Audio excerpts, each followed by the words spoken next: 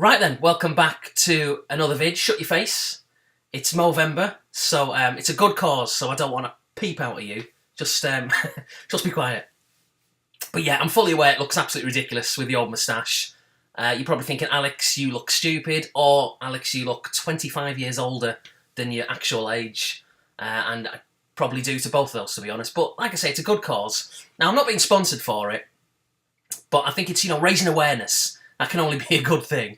Because people talking about it, and who knows, they may go on or go off and put a bit of money towards it on a website or do it themselves. Or again, it's about spreading the word, being aware, and that can only be a good thing, even if it makes me look stupid, which it definitely does. Now, I did actually do Movember.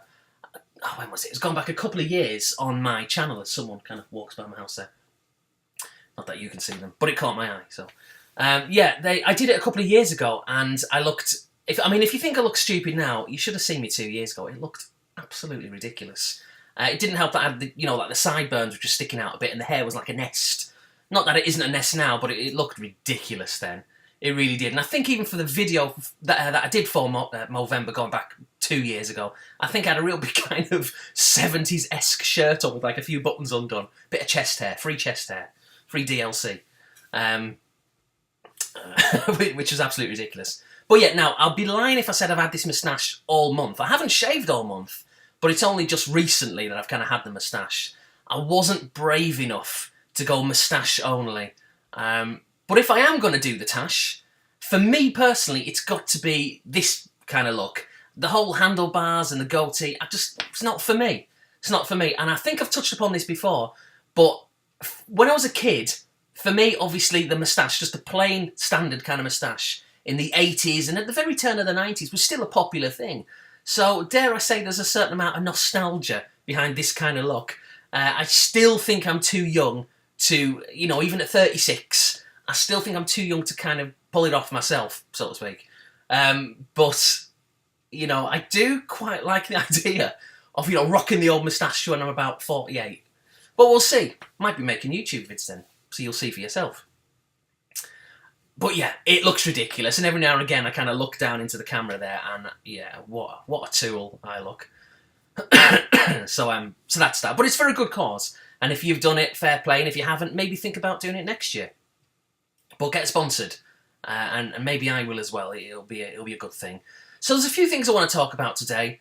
Firstly, I want to apologise again, like I think I have done in my previous 2 vids, if I start coughing like a beast throughout. I've still got a bit of a cold. The whole deep voice which I had, I think, in my vinyl kind of pickup vid has disappeared. There'll be another vinyl vid shortly, for all those who care. Music record pickups. The coffee's still kind of lingering a little bit, but I am armed with a drink in my kind of Disney flags of the world. Not flags of the world, kind of like landmarks of the world. A drink of coffee as well, which is slightly unusual for me. I know I'm in America, everyone drinks coffee. I'm kind of the odd one out for having tea with milk, because everyone has either just plain or flavoured tea, or they have like half and half, which is like kind of milk and cream. Just the thought for the majority of having like a Tetley's or a PG Tips with some milk in, they look at you like you're weird. It's just bizarre. But you can buy PG Tips here and Tetley's, so it's fine. I survive. It's not a big deal. But yeah, so I'm armed with my drink, so every now and again I'm going to take a bit of a slurp of that, and I hope you don't mind. So there's a few things I want to talk about. This video could go on for 10 minutes, could be 20, we'll see, we'll play it by ear. But I want to give a mention to... Oh, actually, before I do, I'm going to mention a couple of people, kind of 3 people, but 2 direct shout-outs. One is kind of an indirect shout-out as such. I've mentioned him before, and I've put a link to his channel before, and I'll do it again on this because he really deserves more subs for the way he comes across and just the person he is and the channel that he's got. But the subs thing, before I talk about these people, what made me laugh is, if you remember, going back around about 2 months, 3 months, whenever it was, I hadn't made a vid for a couple of months. And during that time, I think I stayed on the same amount of subs, so it was very steady. It wasn't moving at all.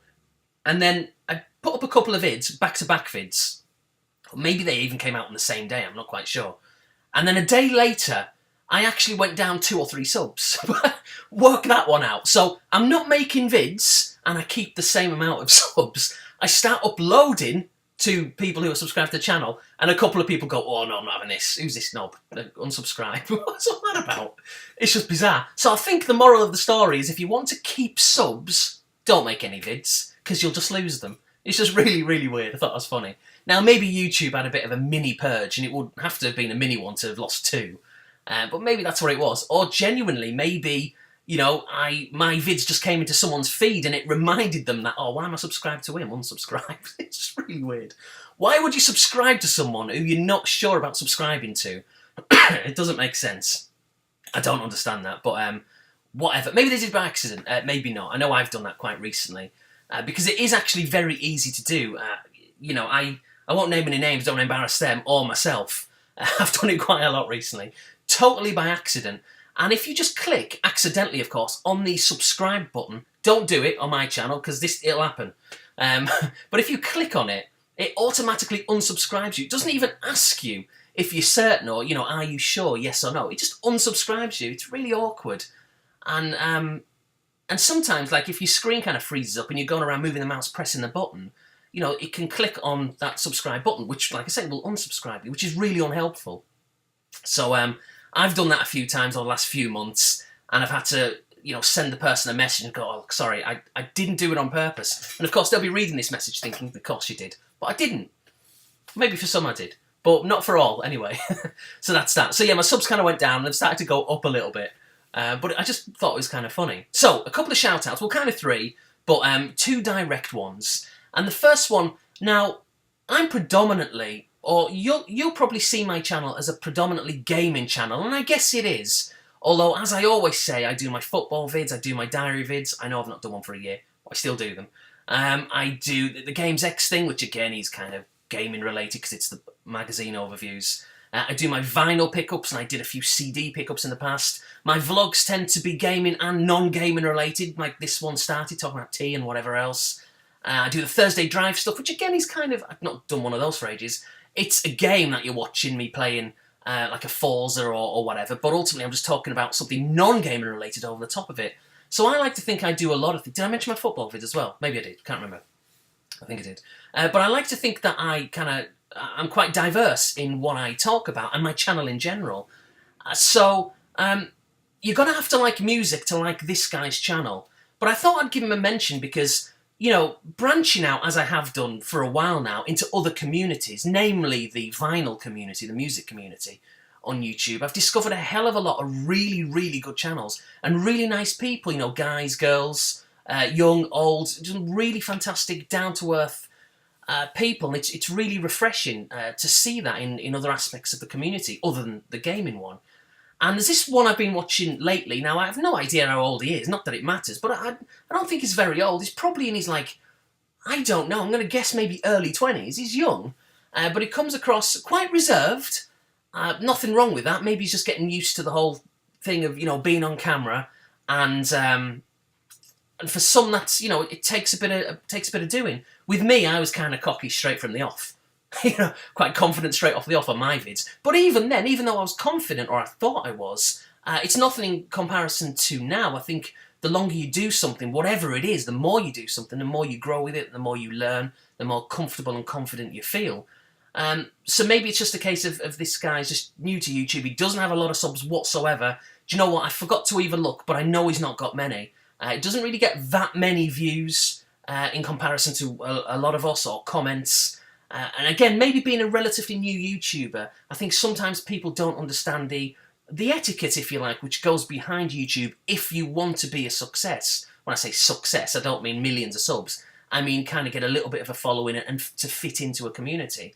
And to do that, I think you've got to A, reply to comments, which this guy always does to be fair, and B, the most important thing is you've kind of, in a way, you've got to promote yourself, not in a full-on kind of, you know, sale mode, not like that, that's pushy and unnecessary, but you've got to make your name known, you've got to leave comments, you've got to interact on people's channels by liking vids, by leaving comments, like I say, and leaving relevant comments, not something like a nice video. I mean, you can do that if you want, it's up to you, but maybe get involved, strike up a friendship as a result of you know, just leaving something, I don't know, communicative that you can talk about. Like if someone's picked up some good games, instead of just going, good games, maybe talk about them a little bit. I used to have that. How much is it? Where did you get it? I like your style. Whatever. I don't know.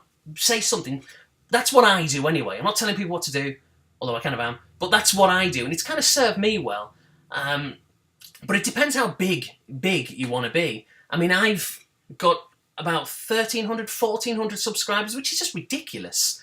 I mean, I honestly didn't think I'd get that many when I started, but it's not that much in comparison to other people.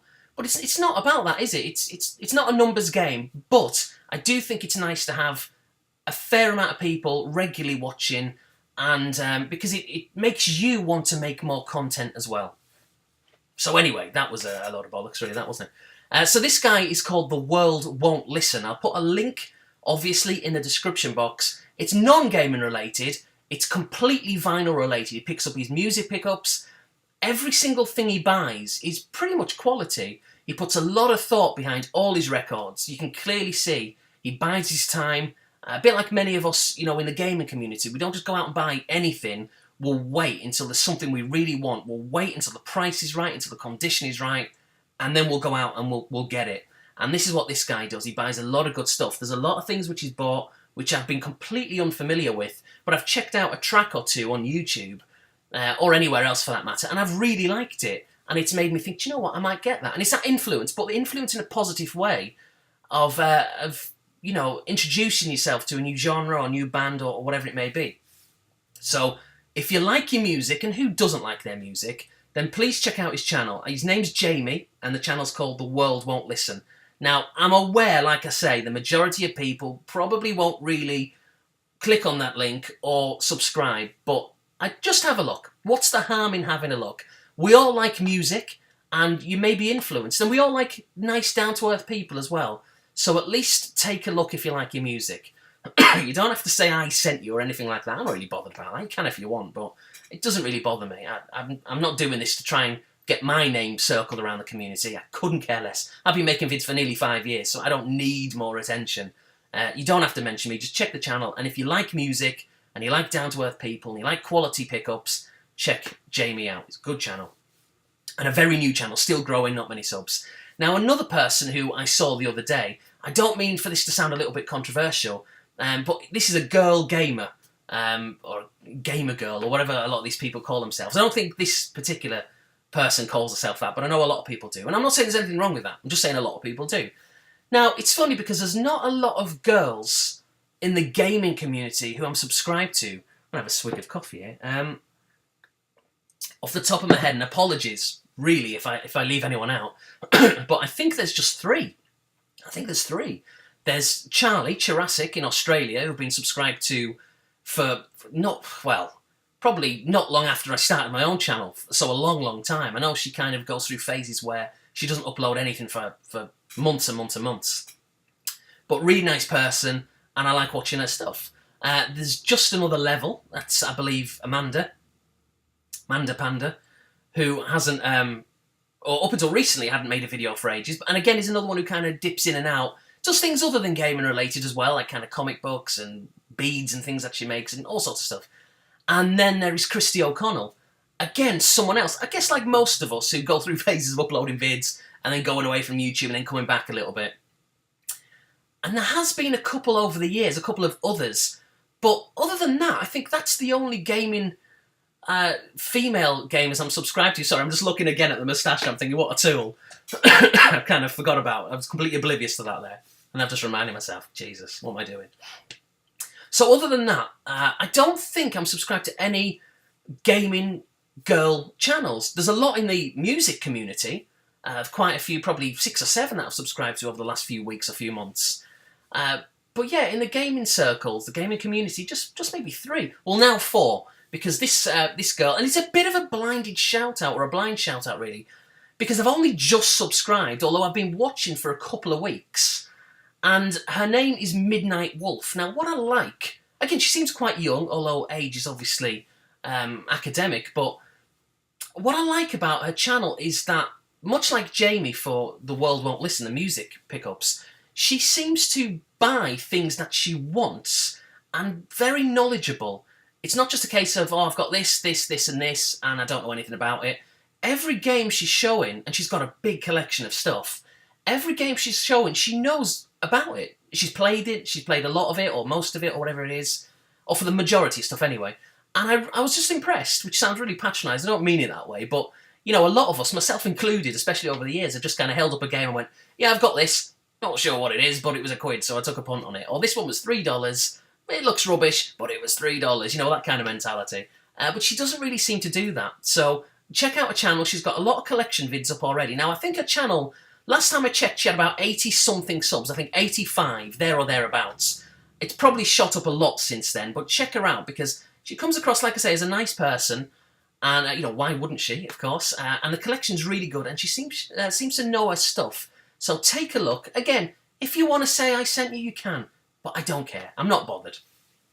But check her channel out. I was just watching the other day her PS4 collections, her Xbox One and a Wii U. She's on PS3 and I think a 360 one's there. And a few other things. Maybe the standard Wii collection was there. She's just got a lot of stuff. And yeah, I like how the channel's going. Being a girl gamer, she's probably going to get hundreds of thousands of subs because that's kind of how it works with a lot of testosterone knocking around the community. I'm too old for all that nonsense to get excited about girl gamers, hence only being subscribed to now 4. I'm really picky when it comes to anyone really I'm subscribed to, you know. But yeah, I like what I see so far, and I've no reason, obviously, not to think that channel's only going to get better. So MidnightWolf, again, a lot of videos up already. It looks like she's going to be a regular uploader. Also does a lot of Call of Duty gameplay as well. So if you like that thing, then check that out. With commentary over the top. I should do more COD files. I know you all love it, so we may do another one of those quite soon. I do have my first ever game of Advanced Warfare on my hard drive, which I recorded, so I may add a bit of commentary to that. I do rubbish on it, you know, but I may do that just for a laugh. I may not. We'll see. So that's that. Now, another subscriber to check out is someone who's been around a while, but again, doesn't have a lot of subs. I've mentioned him before. His name is Psiman, but he goes by Psiman. He's got another YouTube channel, I think, called The Gamer's Living Room. I don't think he uses that one as much, so I won't link that one now. I'll just link Psiman's channel. And yeah, Si's a really nice guy, very infrequent with his vids, and I think that's one of the reasons why his subs kind of stagnate. Because I think on YouTube, if you're not uploading regularly, then people just are going to forget about you. That's what it comes down to, I think. If you're making regular vids and you're putting yourself out there and leaving comments and all that kind of stuff, interacting,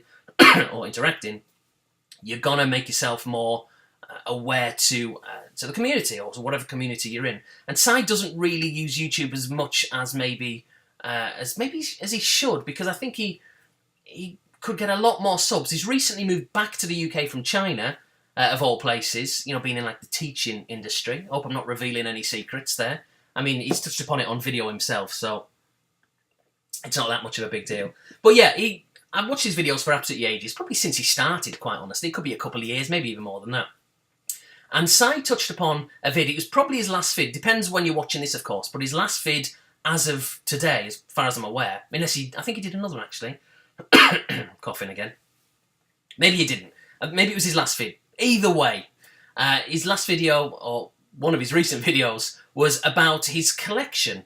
And he was explaining why he hadn't been on YouTube for a while and moving back to the UK and being a bit busy and the usual thing that we all go through. And he pointed his camera to all his games, which are all kind of on shelves or in plastic containers.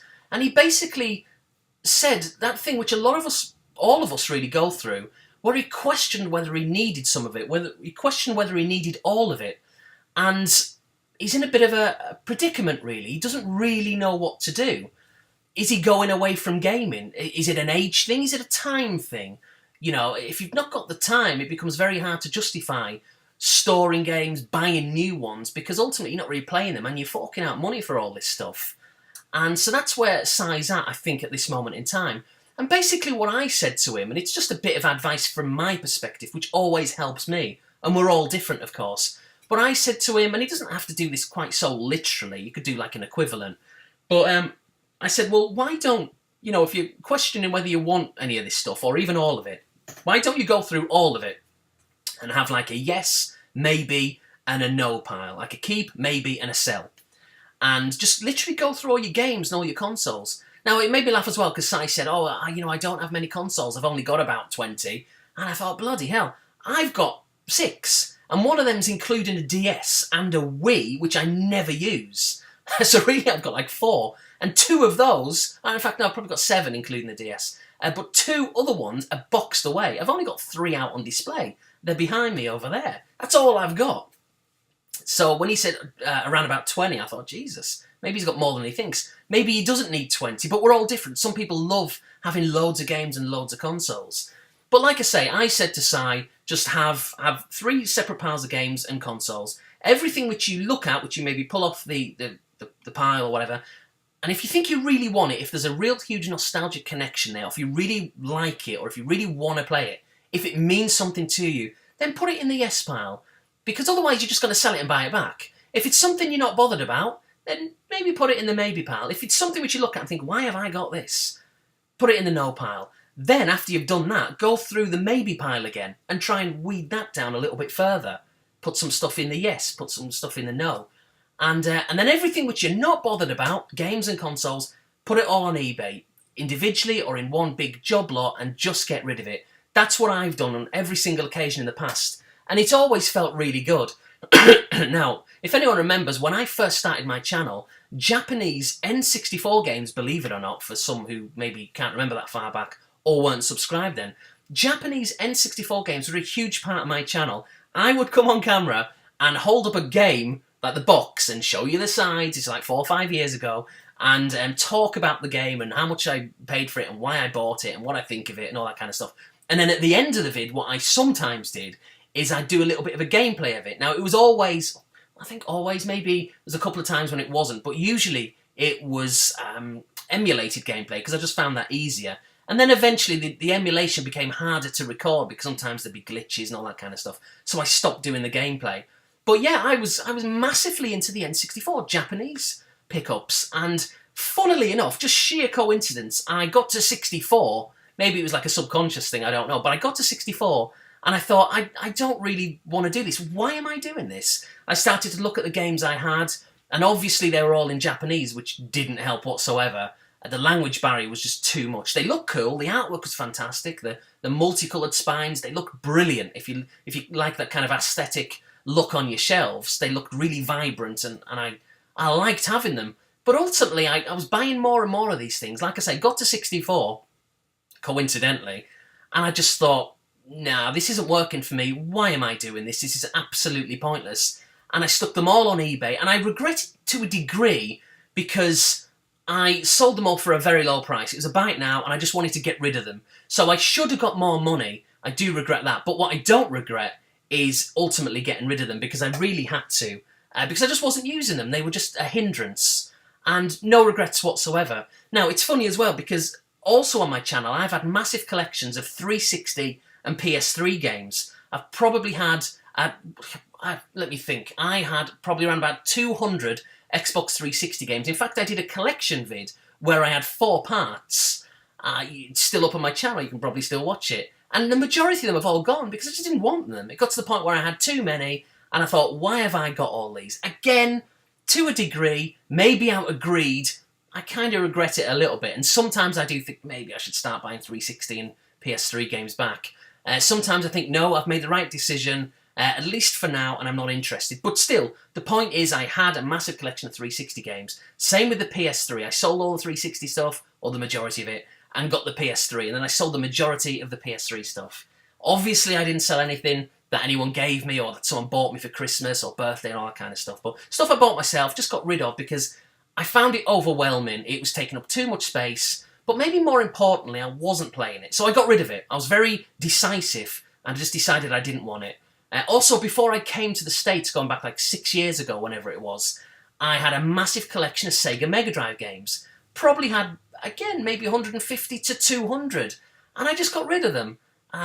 Do I have any regrets? Not really, because at the time, well, I was coming to America, I couldn't ship them all over with me. But a little bit of regret in the sense that it's obviously nostalgic. But ultimately, I'm not really that bothered. And I think that happens with me. Every now and again, I'll go through these phases where I really get into something. Like right now, for my sins, I'm really into the Xbox One and the PS4, and I'll talk about that in a second. And I'm building up quite a nice, large collection of these games. But, you know, am I going to be into the Xbox One and the PS4 this time next year, or this time in 5 years' time, or 10, or 20, or 50? Maybe, maybe not, but who cares? You know, cross that bridge when we come to it. I'm not really bothered about building up large collections, but what I am bothered about is when I get in that mould at that time, if I decide I don't want something, I get rid of it. I don't keep it. I know a lot of people out there say, well, just keep it. If you think you've got an interest, put it in a closet, put it in your cupboard, in your loft, in your basement, and at least you've got it. But I say, if you know you don't want it, get rid of it. If you're unsure, yeah, maybe keep it. And obviously if you want it, keep it. But if there's something there you're looking at and you're thinking, why have I got that? Get rid of it. You'll feel better. Now, I'm the classic kind of person, even when it came to my Japanese N64 games, even though I wasn't playing them, even though I questioned why I had them, even though I couldn't understand it because of the language barrier for the majority of games, even with all that in mind, when the time come where I sold them on eBay and I boxed them all up, I still had doubts. I almost wanted to back out the auction and refund the seller. The buyer. Refund myself. Good one. I almost wanted to do that because I think there's part of me, I have that kind of hoard mentality, you know, where I want to keep hold of stuff. I've always kind of had that. And I've done it I did it with my 360 games and the PS3 stuff. I sold them all in big bundles and then I kind of wanted to keep them. I questioned it. It's like I was afraid to let go of them. But I'll tell you this, the minute that they went, it was just such a relief. Such a weight off my shoulders. So if you're ever in that mould, that mindset where you've got a lot of stuff and only you will know if you want to sell that stuff, if part of you just goes, I don't really want this, sell it. It will be hard. It'll be hard to get rid of it. But trust me, for 99% of people, the minute it's boxed up, the minute it's been sent and it's not there anymore and you've got the money, you'll feel great. So do it. If you've got any doubts, do it. You've got doubts for a reason. That's kind of how I look at it. So that's what I'd say to Si, and that's what I did say to Si. Go through your stuff with a fine-tooth comb. If you've got games and systems you don't want, and you know you don't want them, get rid of them. Do not keep rubbish. It doesn't matter what anyone else says. You'll know if you want it or not. And that's kind of what I've done with my collection. Maybe that topic is maybe for more of another day, maybe a New Year's resolution. But the stuff which I've got, which I'm going to get rid of, I've got rid of a lot of stuff. And the stuff which I want to buy back, I kind of know I want it. And the stuff which I know I don't want. I'm becoming more, as I get older, more strict, I guess. More willpower, ultimately, I guess. So that's that. Time for another cough and another slurp of coffee. Should really have been tea, to be honest. So that leads me on to a couple of things I want to talk about. How long's this video gone on for? Quite a while, crikey. So, in terms of what I'm collecting, I'm not really collecting, more like playing these systems. But I'll be honest, I'm going to talk about the PS4 and the Xbox One here. It's a bit of a current gen topic, or a couple of topics coming up. I like the PS4 and the Xbox One. Now, there was a time around about a year and a half, 2 years ago, where I came on camera and I said, I'm not sure if I'm going to go next gen. I think I've reached my limit. You know, games are already fantastic. With the 360 and the PS3, they could and can do everything I wanted them to do as kids, when I was a kid. And obviously, as technology improves, it gets even better. And it's hard to ignore better technology, because I do like new tech. I might not always understand it, but I try to, or at least I try to kid myself into thinking I know what I'm watching, and I can do play with all these gizmos and stuff, when really I probably can't. So that's that. But yeah, I've really climbed on board with the PS4 and the Xbox One. I've got a lot of games already.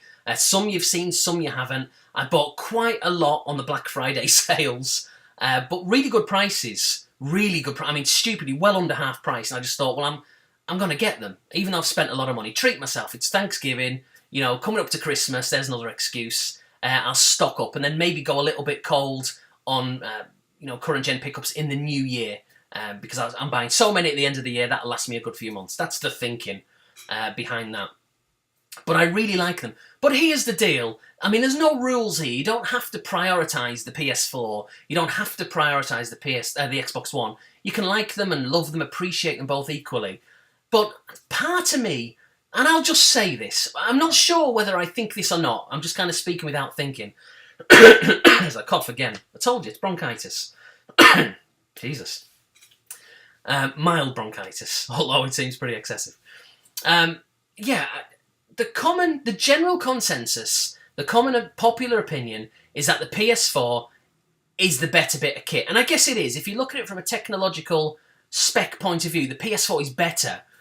But there's something about the Xbox One which I kind of like more than the PlayStation. I'm not sure why that is. Because like I say, the stats speak for themselves. The PS4 is a better bit of kit.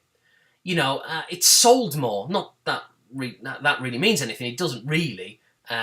Because the Xbox One, it's not like it's undersold. It's sold millions of systems. It's been a success. It is a success. But the PS4 has sold more.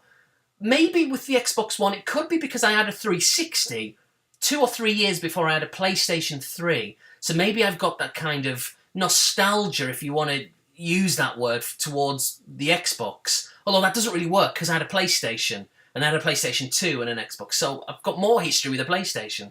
But I don't know, maybe with the recent systems, with the 360, I just spent more time with it.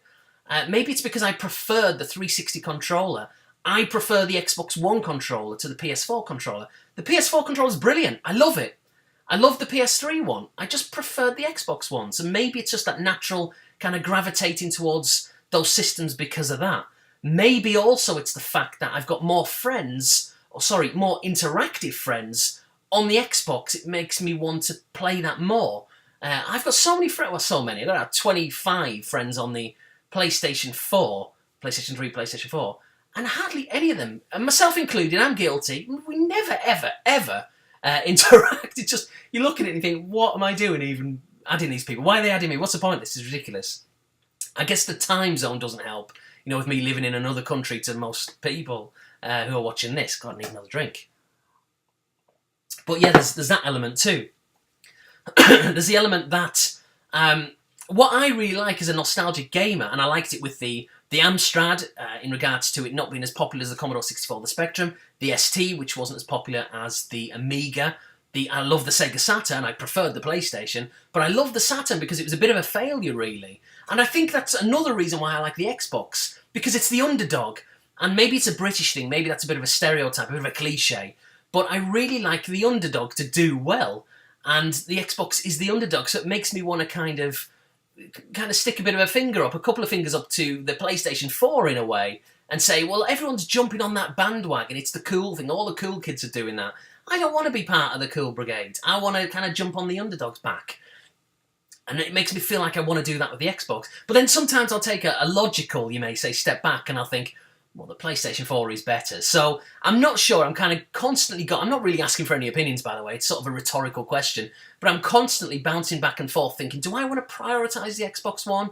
Do I want to prioritise the PS4? Maybe just keep the PS4 for exclusives. But then I like little things. Even though it's a kind of gimmicky, I like how the sound comes through the PS4 DualShock controller for some games. But like I say, then sometimes I think, it's ridiculous. Do I really need that? I don't know, so I'm constantly going back and forth in regards to what I want to do. So even though it maybe sounds as if I'm trying to say that I'm going to prioritise the Xbox One, I don't think that's going to be the case. I love the PlayStation 4. I don't want anyone to think that, you know, I'm going back on my word if I start to show all these games on the PS4. I love it. It's better. It's a better bit of kit. I'm just at this moment in time thinking, do I want to prioritise the Xbox? Part of me does. The other part of me doesn't, so I guess that whole last 10 minutes was a bit of a waste of time because I haven't really come to a decision. But I just thought I'd throw it out there, just maybe wondering what other people think, because we're living in the age of the fanboy, where if you go on an Xbox One, PlayStation 4 comparison vid, the flame wars that erupt are ridiculous. And if I'm honest, 99% of the time when they've got these comparison vids, side-by-side screenshots or moving images, I can't even tell the differences. Sometimes, usually, yeah, it does look like the PlayStation 4 has got more detail, but then sometimes the PlayStation 4 version looks inferior. So I guess it comes down to the developer. You know, what is the developer doing? Are they personally putting more effort into one version over the other? Sometimes the colour looks darker on the Xbox One, but does darker equate to worse or better? I guess it comes down to opinion. So, yeah, it is a game of opinions ultimately, and I'm indecisive about what I want to do. But what I do know is that I am really liking the PS4 and the Xbox One, and I've got a lot of games for it, and what I'm going to do is around about Christmas, there or thereabouts, I'll do a couple of separate vids with my collection so far. And, you know, it may be kind of I may, by this time next month, I may be sticking to exclusives for the PS4, or I could be sticking to exclusives for the Xbox One, or I could just be, you know, mixing and matching. We'll see. There's no rules. I guess in terms of uniformity and being a little regimented and a little anal, you could say OCD even, I'd ideally like to have a system that is exclusives only, but we'll see. We'll cross that bridge when we come to it. But I really like the Xbox One and the PlayStation 4. And then the last thing I want to talk about, this has gone on again, this video, for quite a while. Well done if you've sat through all this nonsense, particularly with the moustached look. Last thing I want to talk about is digital games. Now, I know Pete Snestastic is not an advocate for digital games. This cough, honestly. I should be using the edit feature for this. But you've probably gone through a cold lately. You know how it is. You just got a cough. If you're going to talk for 45 minutes nearly, it's going to happen. But apologies if, you know, it's annoyed you. If it's annoyed you, it's annoyed me 10 times more, trust me. So bear that in mind. But yeah, I know Pete doesn't like digital games, and he's said on many occasions on the past, including again recently, that if gaming ever went digital only, he wouldn't do it. It's a deal breaker. For me, I'm actually not that bothered. And I've always been pretty... the last few years I've been pretty consistent with that.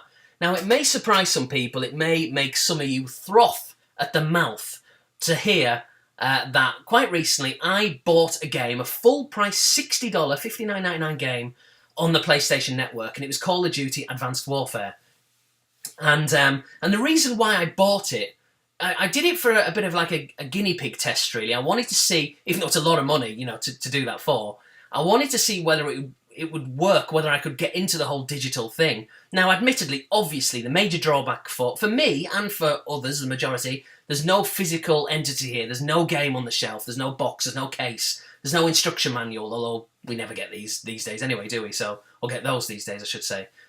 So, it doesn't really matter. But I thought with COD, it's a game which I'm probably going to play regularly. Not as much as I used to, but I thought it's a game I'm going to play a fair bit.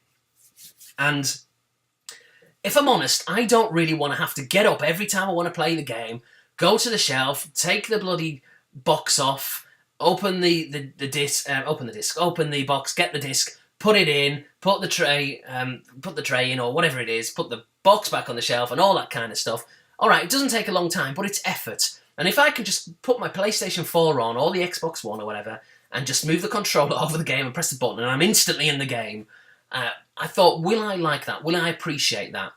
And I like it, I've got to be honest. I've not got a problem with it. Yes, $60 is a lot of money, and herein lies my problem with digital games, and my only problem, really. Other than, yes, I would like games, the physical games, in an ideal world. But really, $60 is a lot of money. Now, I know why they do it. It's because some kind of law regarding retail prices. The internet, I don't think, or Sony and Microsoft or whoever it is, can't undercut the retail price. I think that's the law, which is maybe in the UK, maybe in the States, wherever it is. Maybe it's everywhere. The thinking there, I guess, is they don't want the retail stores to go out of business, even though the retail stores can put any kind of price what they like. They can put a game out for $40 if they like, but if the recommended retail price is $60, then that's, I believe, what the online price can be, at least for maybe a certain amount of time. That's how it was anyway. This has gone back a fair bit. So I think that's why games are so expensive online. It's some kind of deal done between retail outlets. But $60 is a lot of money. But if games were, say, half that price, and we're starting to see that now with some Xbox Live sales and PlayStation Network sales, like I say, maybe a certain amount of time goes by and they can bring their online prices down. But if all games are, say, $20, $30 online, or cheaper, I may be tempted to buy a lot more. And I know a lot of people, like I say, will just collapse on the floor in a heap, you know, at the thought of downloading games. But for me, I'm not really bothered. And it's funny because this goes back... I remember having this discussion with a friend of mine that I used to go to school with. I still talk to him now. And he's a massive PC gamer. And this is about 4 or 5 years ago. And he used to say to me, Alex, why do you buy physical games? Just buy them on Steam. The same game I was buying physically for the PlayStation 3 or 360 for like $30, $40, he was buying for like 5, 10 quid. Now, he wasn't getting the box, but he was getting the actual game. He was getting everything. And And he didn't understand the whole concept of keeping boxes. What's the point? They're just there on display. You didn't get anything out of that. Now, some of us do. I do. I get a lot of satisfaction out of having a lot of games on the shelf, but not everybody does. And if you're going to end up saving 50, 60, 70, 80% of your money by getting the digital version, then to some that's a good deal. I guess ultimately it comes down to you, doesn't it? It's a very individualistic, private thing. Do you want the games on your shelf, or are you not that bothered? Do you want to save money? Does the idea of saving money appeal more than having all these games lined up on a shelf or in a cupboard or in a plastic container or wherever they are? And to me, yes, I do still like that. I like the physical entity. I like them there to look at, particularly the older stuff. But this is what I think. I think, let's say going forward, I personally, I know Pete said he'd be against it, I personally wouldn't necessarily, it would depend on the price, I wouldn't necessarily be against future generations of systems being download only if the price was right. Because this is the thing, for me, I'm such a nostalgic person, I say it a lot, but when it comes to retro games, I don't want emulation, unless I'm maybe just testing something out. I don't want that. For retro games, for nostalgic games, I want the real deal. For things which doesn't really hold nostalgia, because it's a new release, I'm not that bothered about it. I'm not that bothered about digital games, but I wouldn't dream of downloading a SNES game or an Amiga game, unless it's just to test it out. I want the real deal. But for current and future stuff, I don't mind digital downloads. Doesn't bother me. So $60 is a lot of money to pay, but I'm also paying for that the ease. It's the accessibility. I don't have to get up. It's there. It's easy for me. I can just press the button and I'm playing the game. You know, like I say, I don't get the case, but I'm playing the game straight away. But I'll tell you a better example maybe. Yesterday, what I did, I went on Xbox Live and I looked at one of the deals that they've got going at this moment in time. And to get Titanfall, it may be an American deal, it may not, I'm not sure. So check it out. It's coughing again. Check it out wherever, in whatever region you're in. But to buy Titanfall right now, maybe by the time you check this, it's changed, but certainly yesterday, to get Titanfall, the full game, plus the season pass, $12.49 for everything. You don't get the physical game, it's downloaded on your hard drive. The physical game is there. Is there if you want to spend more. $12.49. The season pass itself, I think, is $25. How can anyone argue with that price? $12.49 is around about £8, give or take, for everything. I think that's ludicrous, and you should check it out because Titanfall's a good game. And if prices were like that, which kind of resembles Steam-like prices with the PC games and Mac games as well, if prices for the PS4 and the Xbox One and the future systems are going to be in that kind of ballpark figure, I think I'm probably going to be happy, or at least be open to going digital. It doesn't really bother me. And I'll keep my nostalgic purchases to the physical ones, because that's what means more to me. I'm not really that bothered about PS3, 360, physical cases, Xbox One, PS4. I know I'm buying them now, but going forward, I don't think I'll be that bothered. It's the retro stuff, which for me is what I want the physical games for. It's just the stuff which means things to me. Everything else, I'm not really bothered. I'm quite prepared to possibly open the door to going fully digital. Never say never. It comes down to price, as I say. But yeah, it may surprise some people. $60 I paid for Advanced Warfare and $12.49 for Titanfall with all the DLC. Now, if you're going to buy Titanfall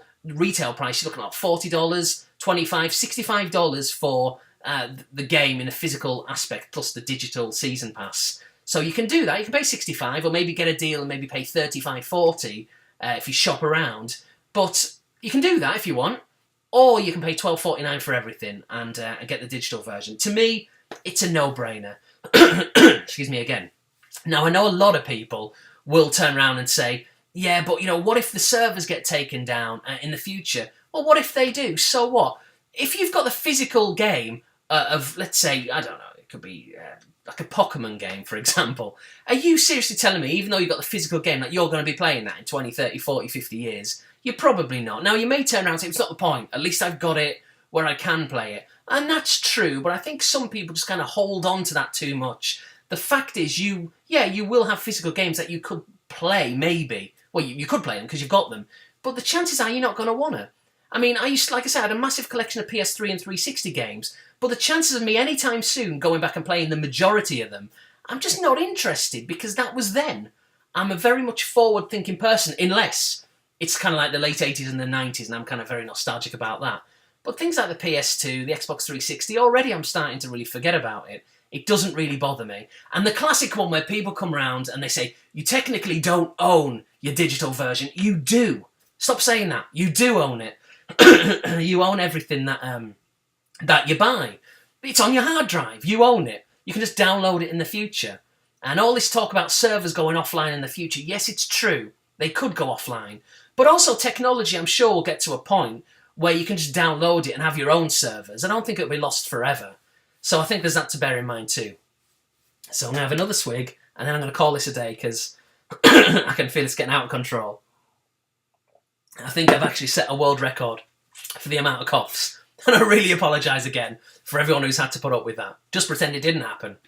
Jedi mind trick. You didn't hear any coughs. But at least it's proof. You can hear my voice still kind of croaking a little bit. So anyway, that's all I want to talk about. This video has gone on for a long time. I think that's the third time I've said that. Please check out The World Won't Listen, Jamie. It's a music channel, but I think you'll like him. He's a nice guy. Very reserved, very quiet. But I like his pickups, and check him out. Check out MidnightWolf, her channel again, gaming related. It's got a lot of promise. And I'm sure you'll like her stuff because she seems to be very knowledgeable about what she's buying. And check out Psy, because again, he's been around a while, doesn't make frequent vids, but I think he may try to, I think that's what he said, as of this juncture onwards, to try and making more videos. So check him out, because again, all three nice people, all three good channels. So that's that. So thanks for watching. Until my next vid, which is probably going to be later today or tomorrow. Thanks for watching. See you later.